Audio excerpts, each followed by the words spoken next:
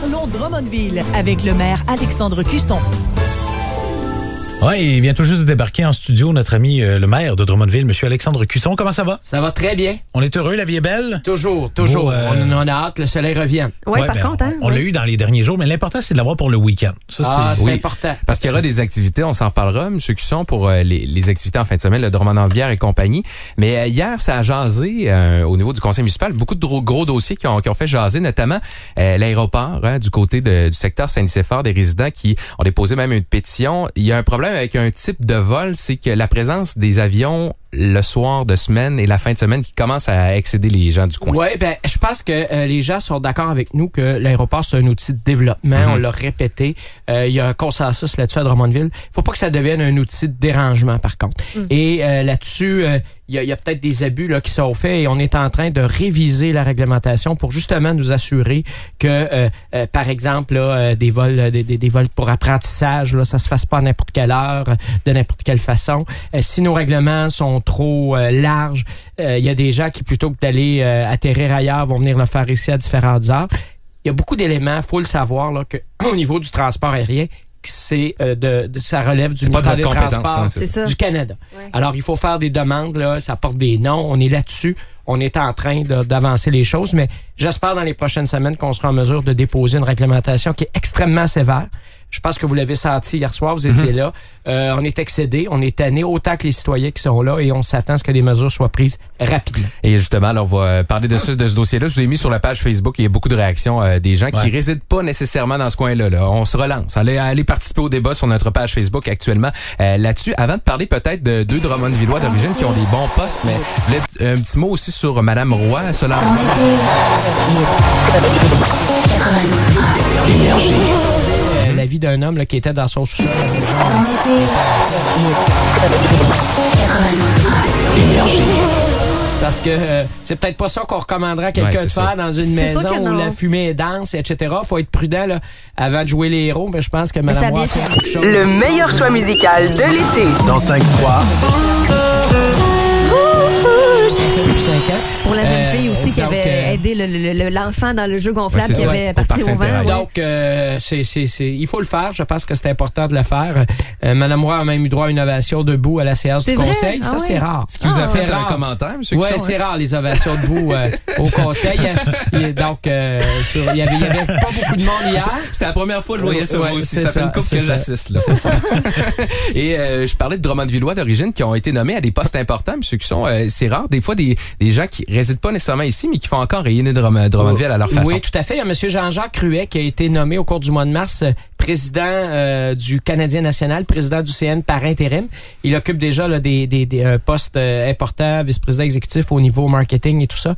Donc, c'est remarquable. Hein? C'est quelqu'un qui se distingue. Oui. Et la semaine dernière, le gouvernement fédéral a aussi, ou il y a 2 semaines, là, a aussi procédé à la nomination de M. Pierre Lavallée, qui est un Drummondvillois d'origine, à titre de PDG de la Banque d'infrastructure du Canada. C'est un outil de développement majeur. C'est le premier PDG de l'histoire. Il travaillait au niveau des pensions. Il gérait des actifs de 94 milliards.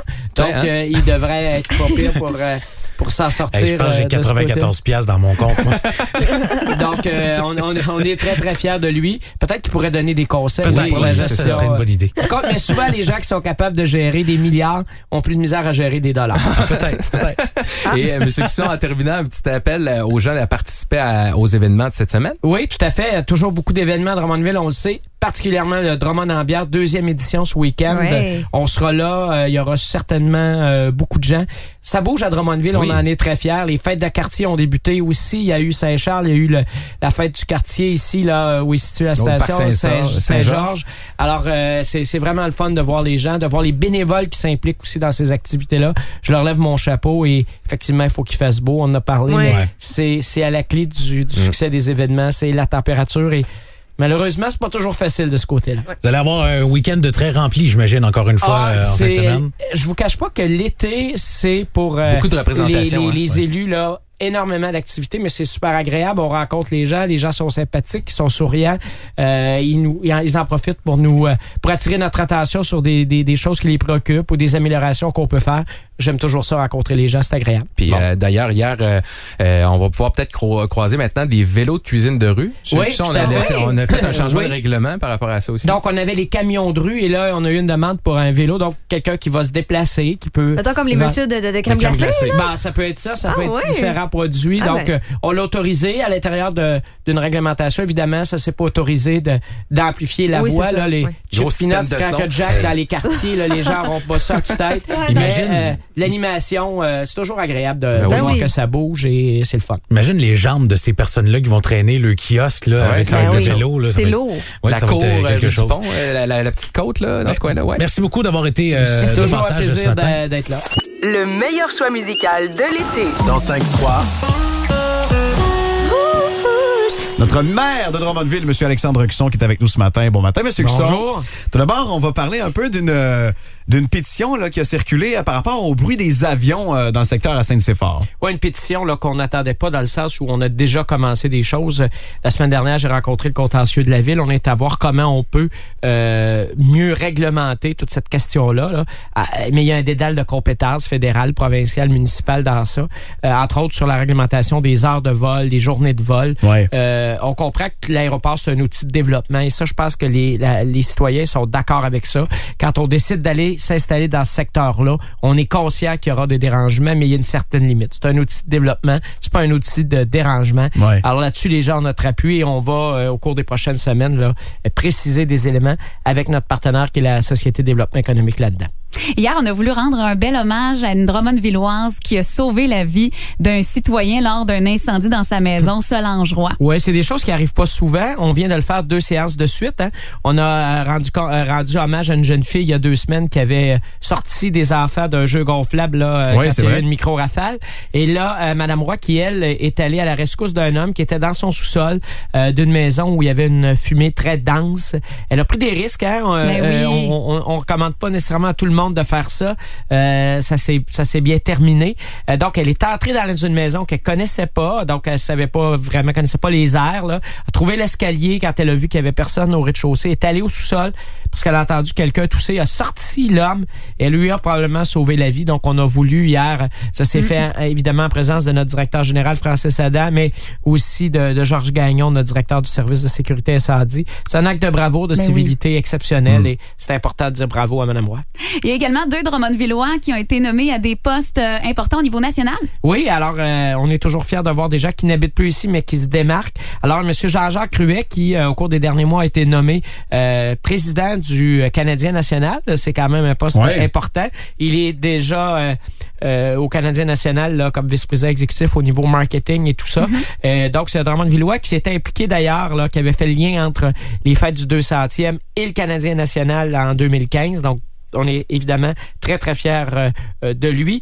Et d'un autre côté, M. Pierre Lavallée, qui a été nommé le premier président directeur général de la Banque d'infrastructures du Canada. Donc, c'est un nouvel organisme là, qui va avoir son siège social à Toronto. On en a été un peu déçus. Mais c'est un Drummondvillois au niveau des pensions, de la gestion des pensions fédérales.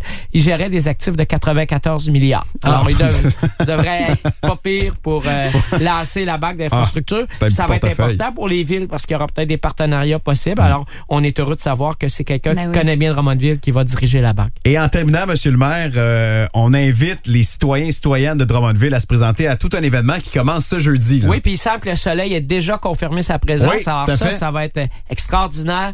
Drummond-en-Bière, une belle activité au centre-ville, une occasion de voir des gens, de se promener, goûter des bières, d'excellentes bières de microbrasserie. C'est une très belle activité.